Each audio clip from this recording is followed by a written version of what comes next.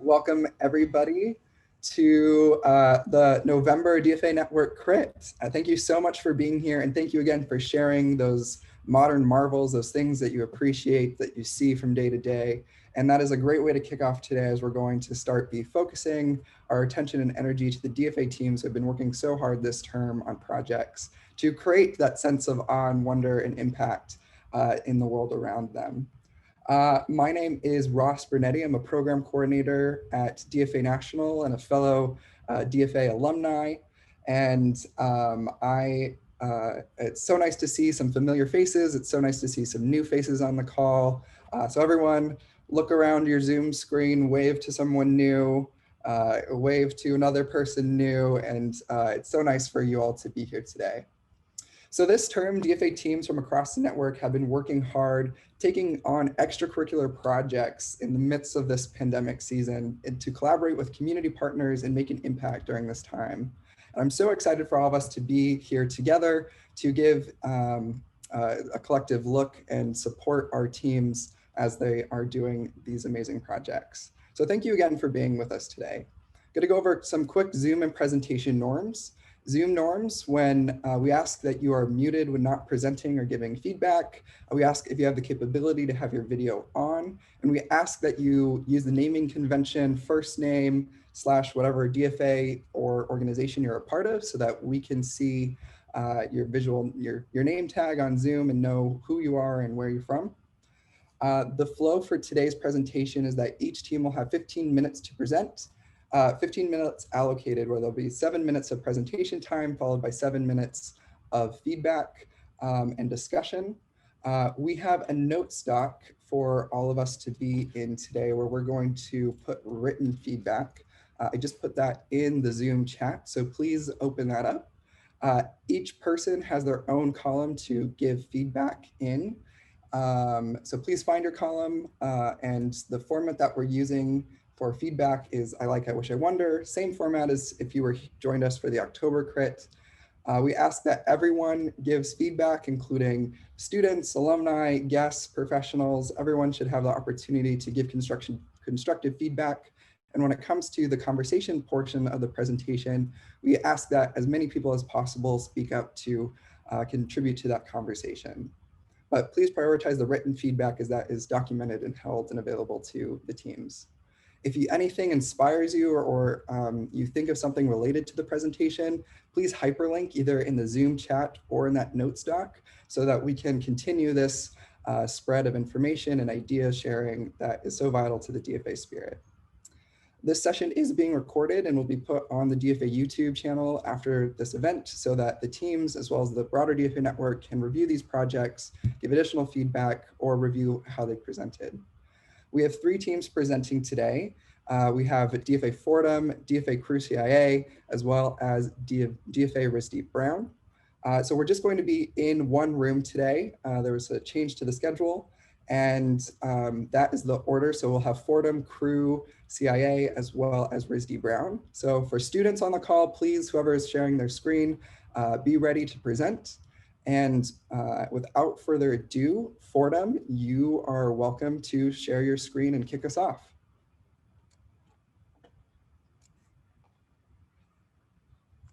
Okay, hi everybody. So I'm Isabel, I'll be presenting for Fordham. And just a quick recap of what our project is about. Our topic is education supporting teachers and student autonomy, and our original How Can We statement, sorry, that's my cat, is how can we provide teachers with the support to create more autonomy in the classroom? And currently we are prototype testing and doing some iterations. So this is just a view of some of our initial ideas and the voting we did.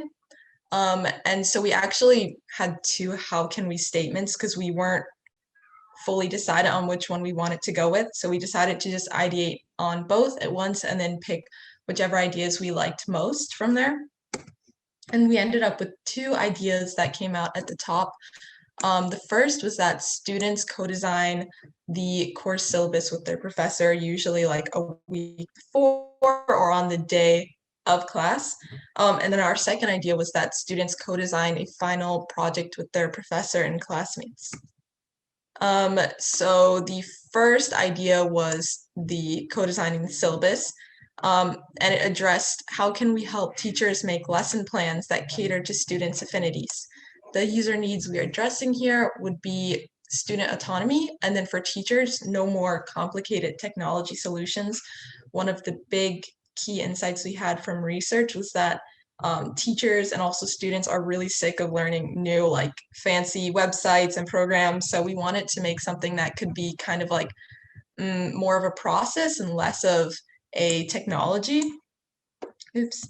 But the reason we ended up not doing this one is because we realized that this would put a lot of extra stress on the professor, and they would have to do a lot more work and more preparing material. And we just didn't really think that fit our goal with trying to also support professors. So this ended up being our winning idea, which is that students co-design a project with their classmates and professors. It addressed the same how might we statement about catering to students' affinities. And so it addressed autonomy and also connection during online school for students, because a lot of students feel like they can't have those natural interactions with people that come about like in class when you just are talking about homework or something.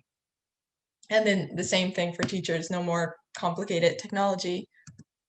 So what we've been doing so far is we've just actually been testing among ourselves while we try to nail down the details of what we're doing. And so we are trying to see, is this something that students actually would enjoy and learn from? And is this also something that is practical for a professor who's busy and maybe teaching many different classes at many different schools? So we wanted to balance both of those needs, and that's what we're still trying to like figure out and how to do.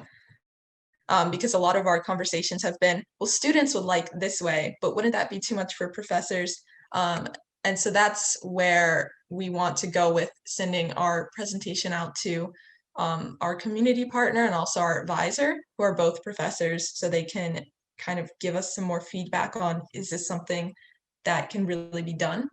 And so our takeaways were just that, yeah, we need to get our details down. And then also another thing we found was that it might be nice to have like some GIFs or videos of completing the actual tasks to give professors a view of how this project would actually look in practice. And so that we avoid a lot of words that kind of overwhelm people. So next steps, we're just going to edit our prototype to make it more usable, and then we're going to send it out to professors for feedback, and then we will incorporate this feedback before refining it again, and then work on the final expo. So for the feedbacks, in specific things we're looking for is how can we better balance the needs of students and professors, and also how can we make our prototype in a form that is accessible to professors. Right now we're doing this in a PowerPoint, but we're kind of debating, going back and forth, what sort of final form this prototype should actually take. So that would be good if you guys had any details. Great. Thank you so much, DFA Fordham. Round of applause. For those who don't know, this is American Sign Language for applause, or feel free to clap on your end or Zoom react. Thank you so much. To help us figure out the order of giving feedback, if you could write your name in the Zoom chat, we'll make a standing like line of how you want to present, and we'll do that so we have an order. But we have about 10 more minutes for feedback for this conversation. But if anyone would like to kick us off, feel free to jump in here and we can start the feedback discussion. Let's see, Iyad. Sure. Really cool presentation. Thanks for sharing. I think it's really interesting to think about how classes are going to change with everything going online. And I've definitely heard about people who are very frustrated with like learning all the new technology. So I think that's a good insight. I think that on that note, in terms of professors as a stakeholder, I think you've identified a frustration that they have, but I think also the professors have strengths, and they're there to bring unique perspectives to the table and unique knowledge. And I think keeping that in mind as well, like not only catering to the needs of the stakeholder, but also enabling the strengths of the stakeholder to shine through, I think could really help you figure out the best way to implement your ideas. Thanks. Hey, Isabel, if you could please share your driving question or your how can we up for this too. We had a request, but up next we have Ruby.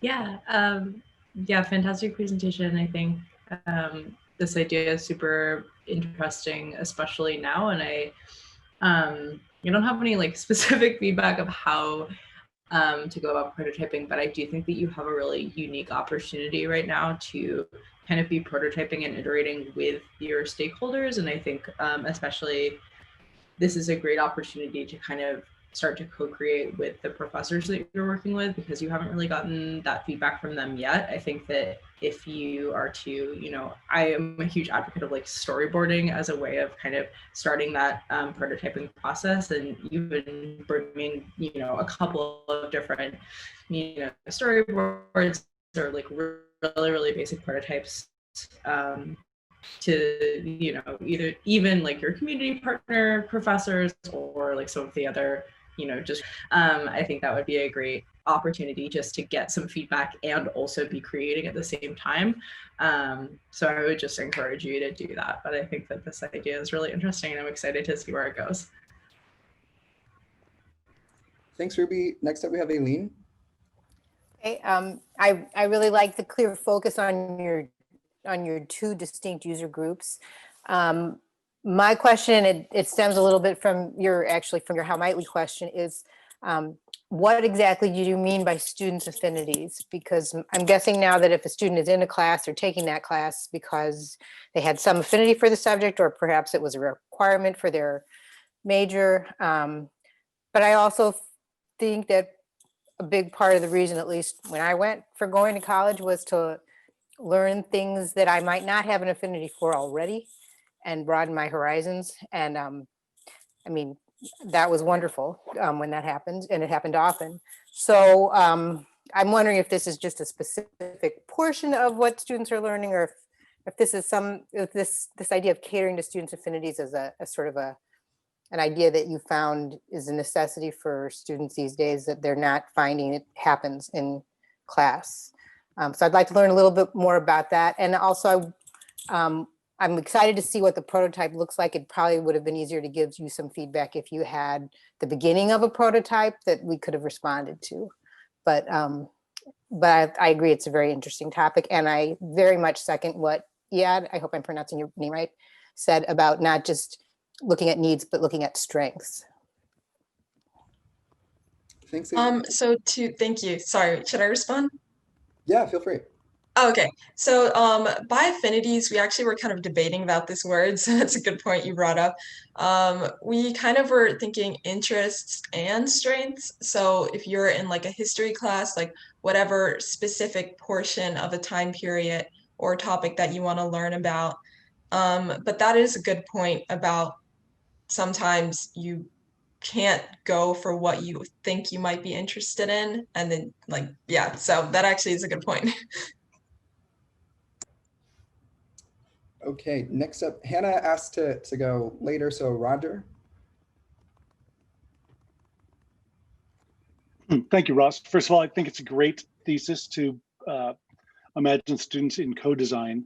The main challenge that I have is that, at least my work with my own students, I teach at the School of Visual Arts in Manhattan, is that students, like users, are good at identifying their pain points. They're not typically so good at designing their own solutions for themselves, for relying on users or customers, principles that you're trying to put in place. So I'm not sure that you were doing that. It seems as though that it may have been missing a bit in the preamble to say, students have these needs for personalization, therefore we're using this co-design method in order to meet those needs. It's the co-design that solves for the needs, not the co-design will lead to solutions for those needs. If the former is true, love it. If the latter, I think you've got challenges with students designing to their own solutions.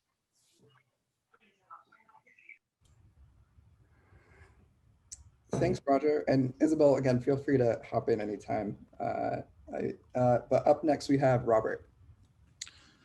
Good morning, everybody. I'm Robert. I love the the idea of co-creating, students and professors together. I really like that one. I think it would have been stronger, though, to focus on co-designing a syllabi or a syllabus. That would be really powerful. Right? Co-designing projects. I've been a professor a few years back, right? We co-design projects all the time. So I'm not sure how unique that idea is in itself. But imagine co-designing syllabi or syllabus, right? That would have been a super powerful thing to do. Question is, when is the right timing? Can you actually do that in the beginning of the class, or should that happen like maybe before the semester starts? The timing aspect is interesting as well. Then, but that said, you've gone down now the route of co-designing projects. Maybe I would like to see that you would tie each solution or prototype to a broader set of needs. So I can only see really two needs, right? And I think there are a much wider set of needs you could tie your solutions to. Also identify the concerns and hurdles these people or both stakeholders might have and how to overcome them. And also I'm missing perhaps, but maybe you did in your research, but since I haven't seen your research, I can't see anything around how you're accommodating different learning styles for students, because students learn different ways, and usually it's a mix of learning styles. I'd love to inject that kind of thinking into this, how you co-design a syllabus or a project that could accommodate different learning styles for students. That's it, but really interesting. I love the whole sort of the basic idea, the fundamental idea of co-designing. I think that's super powerful. I just wish to focus on the syllabus itself, because I think that would be really challenging, but really interesting if you were able to crack that.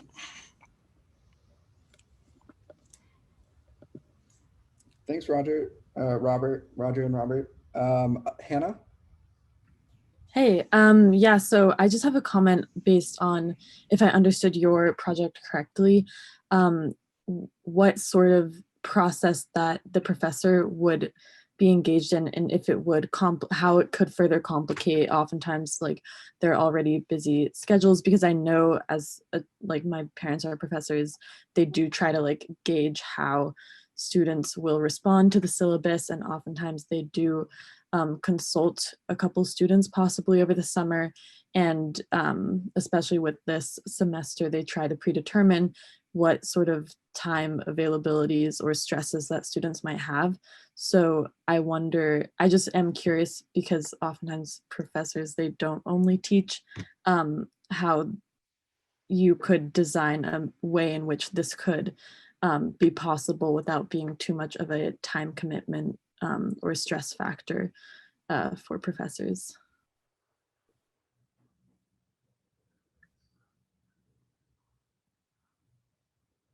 You could also argue that the professors need to take that time, really, right? It's actually reprioritizing what they're doing and refocusing on what really matters for the students. So not all professors are particular student-centric in my point of view, or from where I stand. Certainly. Otherwise, you're totally right. Of course, they're very pressured for time. Otherwise, I agree. Okay, and with that, we're at time. Thank you again, DFA Fordham. Applause, Zoom React, cheer, whatever you need to do. Thank you so much. Up next, we have Crewcia.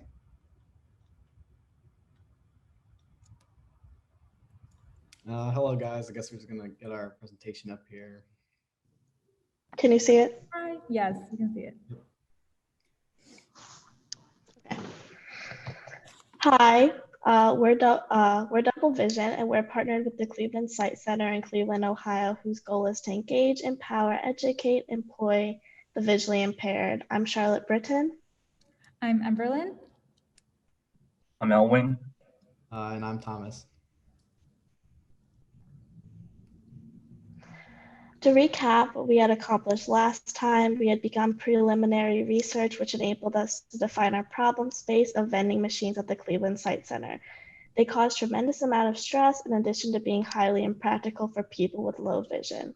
This led us to our How Can We statement, which is how can we help visually impaired staff and residents regain their independence while using Cleveland Sight Center's vending machines. We had some interviews where we determined the biggest technical and user barriers being different degrees of difficulty, not knowing how to use the credit card reader. There's a coffee machine that's very complicated and needed a lot of assistance, not height accessible, machines not having large buttons, user barriers being sequencing is difficult, difficulty finding buttons, hard time finding money slots, and knowing what product is available. Okay, so for our user analysis and our personas. Okay, so on the left is Richard, a 55-year-old suffering from diabetic retinopathy, which causes blurriness, dark areas of vision, and difficulty perceiving colors. Richard adapted quickly since his diagnosis and still works at the same office job he's been at for 20 years. Richard gets the same bottle of diet soda from the vending machine every time. And although he's memorized a sequence of buttons to press, he still occasionally encounters problems like dropping coins or unknowingly buying the wrong drink, which can be dangerous. On the right, we have Maya, a 17-year-old high school student. She has trouble with spatial and color recognition. She cannot read Braille, so interacting with our visually based world is difficult, especially when she tries to use her school vending machines, since they are also restocked inconsistently.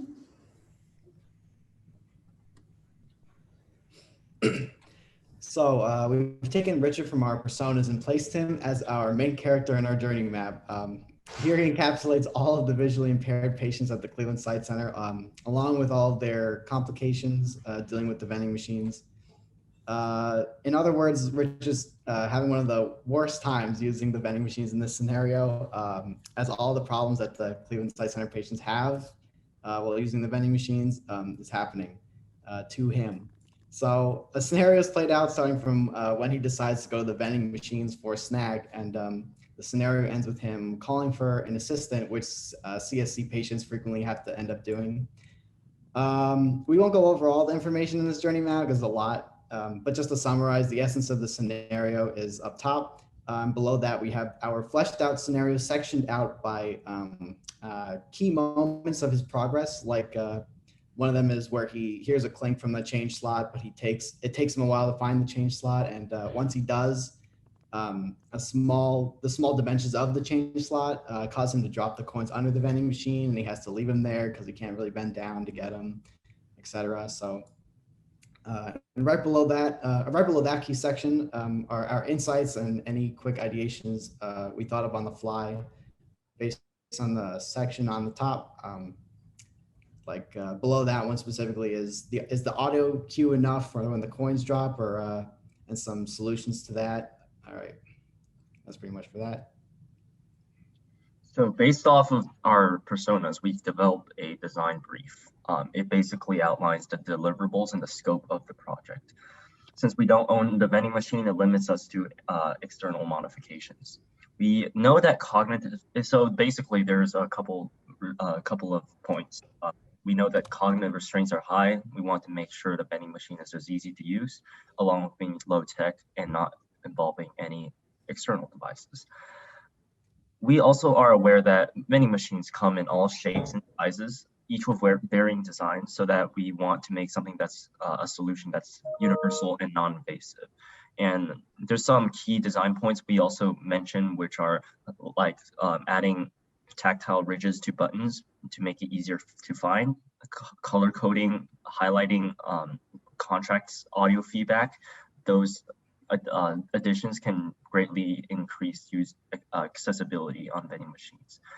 Payment accessibility can also be improved, such as adding the coin well, like what Thomas mentioned earlier. And with these criteria in mind, we can think about our next steps.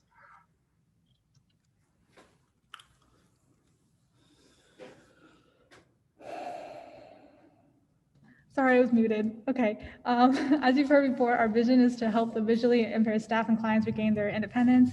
And so for product research, we've interviewed and gained insight from 3 individuals. We actually observed Nicole, who is a visually impaired staff member, accomplished using the vending machine, and we took it even one step further as many of our members tried to navigate the process ourselves while being blindfolded. Since then, we've been focusing on user analysis to articulate what we know about our users through things like the journey map we saw. And we're currently using our design brief, going through the conceptualization phase, ideating and generating ideas based on our data. Moving forward, we'll be rapid prototyping and testing. We'll be finalizing and creating a prototype of our solutions that can be validated by stakeholders. And finally, we'll refine what's not working based on feedback. And just an extra slide. So here we've taken a few of the pictures that we took from the Cleveland Site Center and put them here so we can take a look at the physical thing, the vending machines.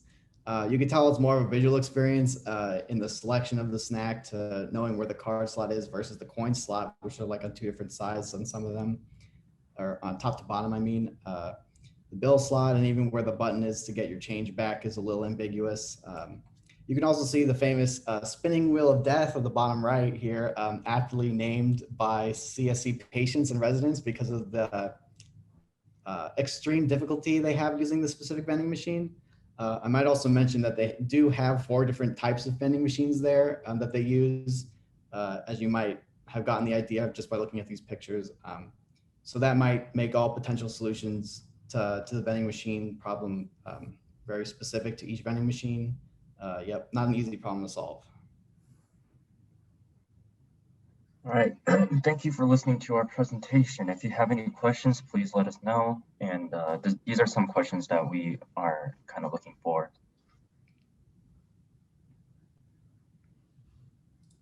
Okay, thank you so much, Crewcia. Round of applause, Zoom React, Snaps, whatever we need to do. Thanks so much. Again, for this, if you would like to give feedback, please add your name and we'll make that line. But other than that, whoever would like to kick us off, feel free to jump in.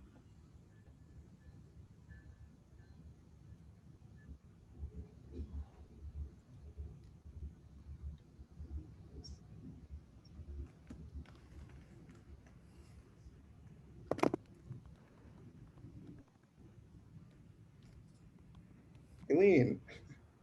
I think the reason you're not getting a lot of people jumping in here is because that was such a thorough presentation with such a clear storyline from problem to research to user journeys to design brief. And wow, it was great. And I love the fact that you have a design brief, or as we used to call it in architecture school, a program that you have your points that you want to design to. I thought your user journeys were really a wonderful way to illustrate this issue. And yeah, I wonder why nobody's addressed this problem before, because it seems like such an obvious problem. And the idea of standardizing these things seems like such a great idea. And I didn't even have an I wish, because I felt like I wish I could see what you're going to come up with. That's pretty much my I wish, because I'm excited to see it. So I thought you did a great job. Thank you very much. Jan? Yeah, this was really cool. I think that to kind of answer the first 2 questions, I think your user analysis is really good. And I would say it's time to move on. And I think that a lot of the, like you could spend more time doing user analysis, but I think a lot of what you'll learn will be from making prototypes and putting them in front of people. I did a DFA project working with people with different levels of visual impairment, and I think we learned so much more once we started putting prototypes in front of them and seeing how they used them. So yeah, I think that's really exciting, that next step to get to, and it'll probably lead you in different directions, but it'll be really interesting. So that's what I would encourage, just move on to prototyping whatever you can think of. Yeah, I'm really excited for those upcoming tests and prototypes. Glory? Yeah, great job with the presentation. Like the others said, I think it was very thorough, and all of us got a really great picture of who you're trying to design for and what the issues were. So my feedback is going to be a little bit nitpicky. I really loved seeing that journey map, but I do wish that it was a little bit more visual so that the viewers seeing the slide that you have showing, we can immediately see the user's emotions going down, or some sort of visual cue to highlight key focus areas that you plan to tackle. You know, noted in your design brief, what were those key areas that you wanted to show? I also really loved seeing the pictures of the vending machines. That was so awesome. It helps to visually communicate, and we can immediately understand what those issues are. Like that wheel of death was a really awesome anecdote, but I also wish that they were showed sooner in your journey, just to introduce us to, you know, so that we can visualize those vending machines as well. And you mentioned like blindfolding sessions and observation sessions. I would have loved to see photos of those too. And my last point is, with your current direction of the project, it seems like you're trying to fix the current vending machine uses. I noticed that you have a lot of design constraints from your design brief page. But I think there's a lot of potential to maybe like create a temporary solution that works for the center that you're collaborating with, but also create an ideal vending machine design that works well for the visually impaired. So if you throw out all of those constraints, what would the ideal machine look like? That's my feedback. Thank you so much. Yeah, great presentation. No, thank you, Laura. That was very helpful. And I think maybe like we have been limiting ourselves based on the restraints, and we haven't really been thinking about like what would be the ideal vending machines. One thing that we've been doing is like we're actually trying to contact the Cuyahoga group, which is supplying the vending machines to the Cleveland Site Center. I don't think they've gotten back to us yet, but it doesn't seem like the site centers like vending machines are very outdated. So we're just trying to figure out like why have they not maybe purchased like newer vending machines. So we're just like in contact with, we're just like trying to figure that out right now. Hopefully we'll get an answer soon. But money, yeah. Money, yeah. So then that also means like what value do they really see in revamping the vending machine, or how can we communicate that value to them? Right. I think another way that you can sort of broaden that scope is asking, you know, why does the vending machine exist? What purpose does it serve? And how else might you provide like those snacks or whatever purpose it serves in a different format that isn't a vending machine? But yeah. Oh, yeah. Let's see, Ruby, we have about 1.5 minutes. Glory got to what I was gonna say anyway. So yeah, but I think just like really pushing on that space and leaving the idea of the vending machine behind for a second and talking to people about, yeah, like why they think vending machines are important, like what value they get out of that. Is there like a social aspect to the vending machine at all? Is it like time-based? I think there are a lot of other questions that will help you to kind of dive into that, and will also, you know, kind of prevent you having to design 4 different solutions for 4 different vending machines, which is a little scary. But yeah, I think you guys are on a great path. With a minute left, I want to put Adam Wheeler on the spot with your interest in at Steelcase with worker workplace. The vending machine is a common, you know, break room staple. So what is your insights or thoughts on this presentation? We don't have any vending machines in our spaces, so I think that's interesting. But I was going to say, as far as the depth of the design brief, I really appreciated how thoughtful you were in sort of like assuming some of those constraints. So this example of like, well, we might not own the machine, so we can only do a modification, and so that I think that's a really good move on the part of your team. I think part of any good like problem solving is understanding where are the variables you can play with and what are the variables that you can't, and knowing and understanding how far to push those really can either open it up or constrain the space that you're working inside of. So yeah, all that to say, that's the flip side of push the form factor and reimagine the vending machine entirely, is I thought there was nice thoughtfulness as far as like the business model that was behind that. Thanks, Adam, and thank you to Crewcia. We're at time, so another round of applause, virtual thanks for Crewcia and all the work that you're doing. Up next, but last but certainly not least, is RISD Brown and the voting team. Just share my screen.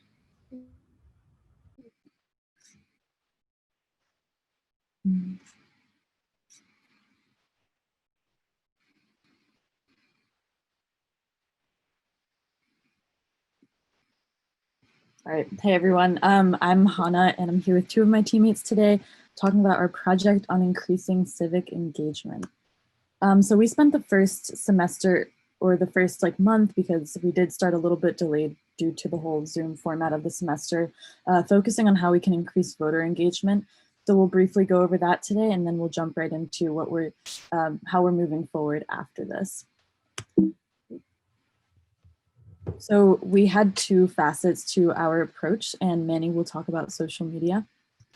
Yeah, just to run it down quickly, we kind of worked with Instagram, on Instagram, sorry, not with Instagram, on Instagram to create some feed posts and story posts. We started running, if you want to go to the next slide. Yeah, we kind of just asked some simple questions about the election process and how people were feeling. Evidently, there were some tense replies, as you can see from the screenshots. If you can go to the next slide. Yeah, and so we also had a physical public engagement component with this. And our primary way we did this was we created this basically ballot box that had the question, what in 2020 makes you vote?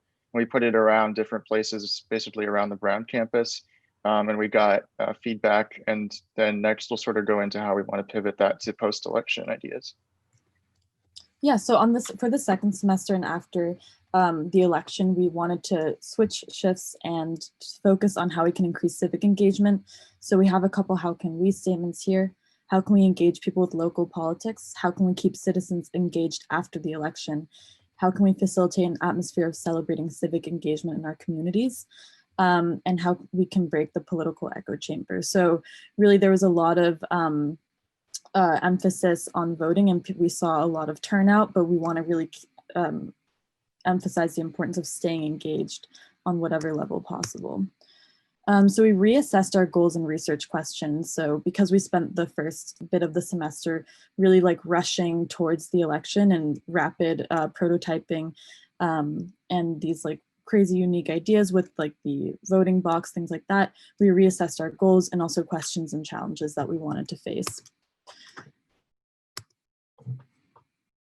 So this in terms of, sorry. Yeah.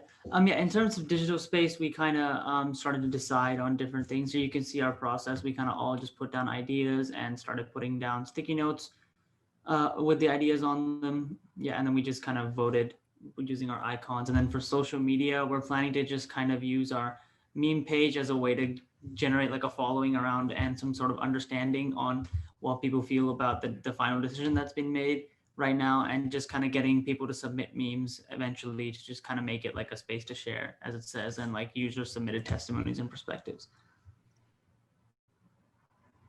Yeah, with the website, we're just kind of thinking about as a format for now. What lives on it will be kind of what we decide through our ideation.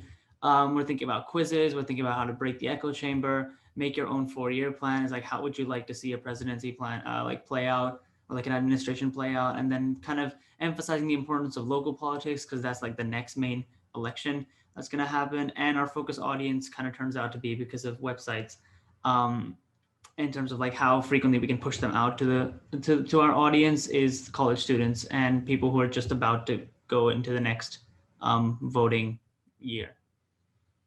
And we also decided to focus on college students because we had a lot of discussion on how there are so many types of college students, and how just the past couple months really demonstrated how there's such a disparity between international students, people that are dual citizens, or students that are of low income or higher incomes, different ethnicities and demographics. So we thought that that could be both a very broad but also more narrow focus audience.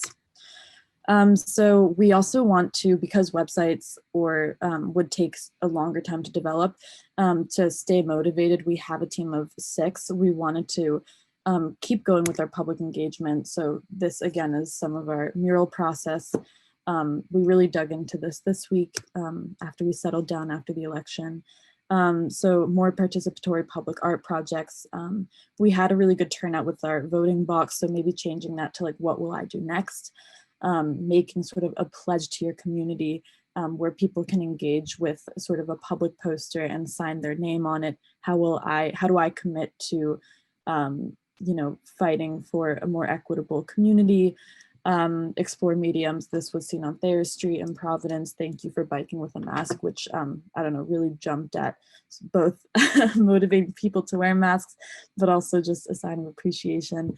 And then we were also talking a lot about how we as students have resources to information that a lot of other people don't, such as maps that show sort of education and health inequalities and things like that, and possibly publicizing those.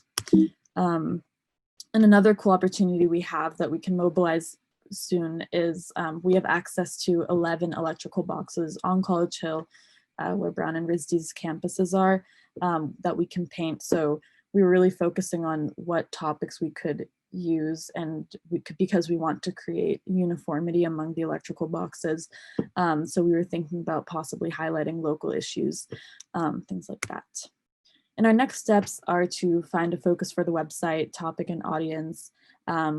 We really just started reframing our project after the whole election chaos. And so again, topic and audience, we have outlined a few of them for you now, to create personas for digital engagement so we can better analyze which focus we do decide upon, as well as using a decision matrix. Eventually doing a wireframe, and then in the meantime, just to continue to work on the public art to really keep us motivated and keep us engaging with our community. Thank you. Thank you so much, DFA RISD Brown. Round of applause. We're now going to open the floor for feedback. So if anyone has anything they'd like to say to kick us off, feel free to jump in. And then start making a line in the Zoom chat, please.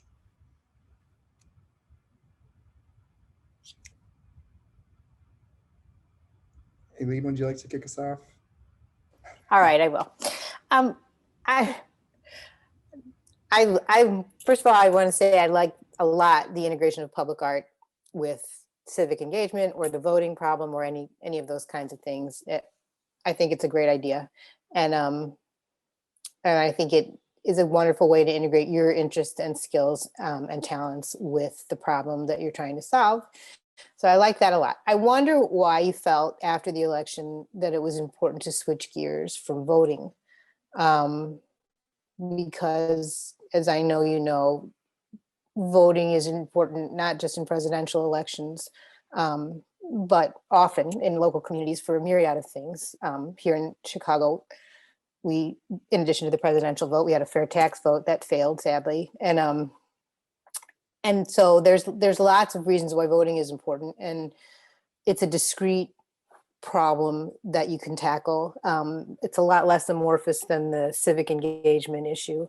So I'm a little sad that you moved on, because it's one of the most important ways to affect change, and not everybody's cut out for being politically engaged on a semi-regular basis, but anybody can vote. You know, it doesn't take a lot of time to do it. So that was one of my concerns. My question was that if you do have a what will I do next box, the way that you had the why do we vote box, and I love seeing the answers to that.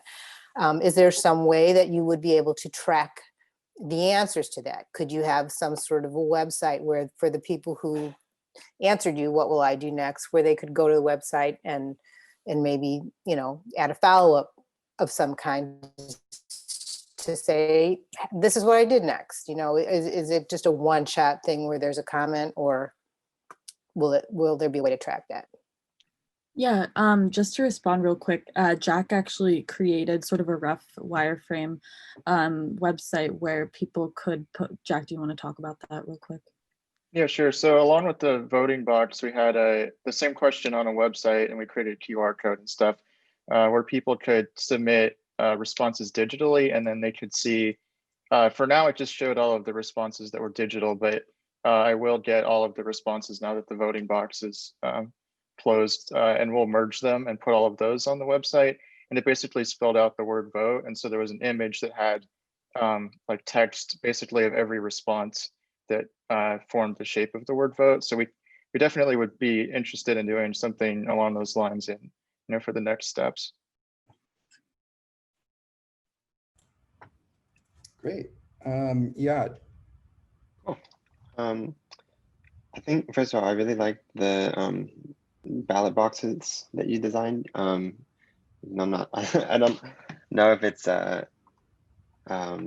safe to call them that with all the fake ballot boxes that were going around, but I like the idea of the like public feedback in a very physical sense, and I think they were very striking design. I think that moving forward, it seems like your next steps would be different depending if you want to be like a more politically neutral entity that just encourages civic engagement regardless of stance. And I think that like some of your ideas, like the coffee chat with two sides and things like that, kind of fall into that category, versus the other approach would be a group with specific stances and values that you're trying to encourage. And I think that both are fine, but I think that it leads to different paths if you have causes that you're trying to educate people about and teach them, versus if you're just trying to get people to talk regardless of what they believe in. And I think that once you decide that, you could be more bold with either direction. If you're kind of in the middle and like kind of neutral but kind of not, I think it could maybe dilute it a bit, if that makes sense. Yeah, thank you. That's great.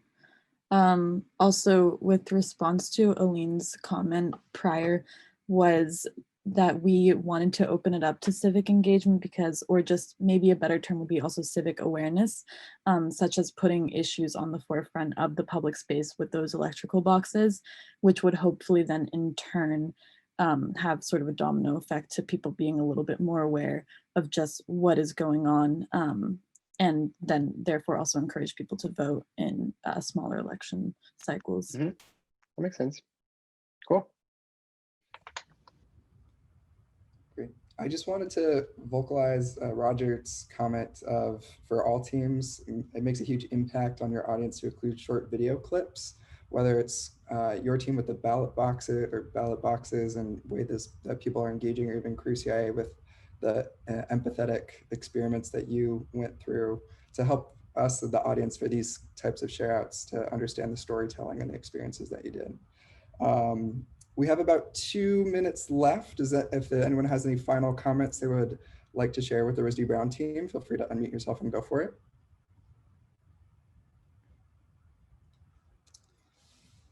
But if not, I think we can wrap this up. So thank you so much for the RISD Brown team. Another round of applause to you, and a big thank you to all of the DFA teams working on their projects.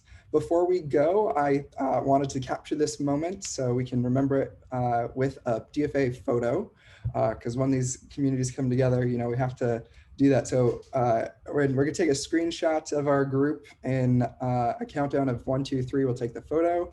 So prepare yourselves. On the count of 3, say DFA. So 1, 2, 3, DFA. Amazing. Thank you so much for for helping us document this wonderful event. Continue to document the work that you're doing and telling the stories and making the impact that you continue to make. Please join us next month for the DFA Expo taking place on December 11th. This is going to be a longer event where we'll have storytelling and presentations from students, as well as presentations from guests about design. And if you can't wait until then, please join us for our upcoming DFA Spark series, which is our weekly Wednesday webinar taking place next Wednesday, featuring Quentin Ward, a Creative Reaction Lab fellow who is 24 and runs the St. Louis Metro Market. I don't know what his position title is exactly, but it is an organization that delivers food to different communities around St. Louis. It's taking place 1 p.m. Central on Wednesday, and we hope to see you there, as well as for a few other Spark series before the expo. Thank you so much. And before you leave, I would love for everyone to just quickly write a one-word description of how you're feeling today as a thank you to the students and a thank you to everyone. Continue to be awed by the things around you, continue to be inspired by the projects that you do and the people that you meet. And I will see you all next month for the expo. Thanks everyone, have a good rest of your day. Thanks, bye. Bye.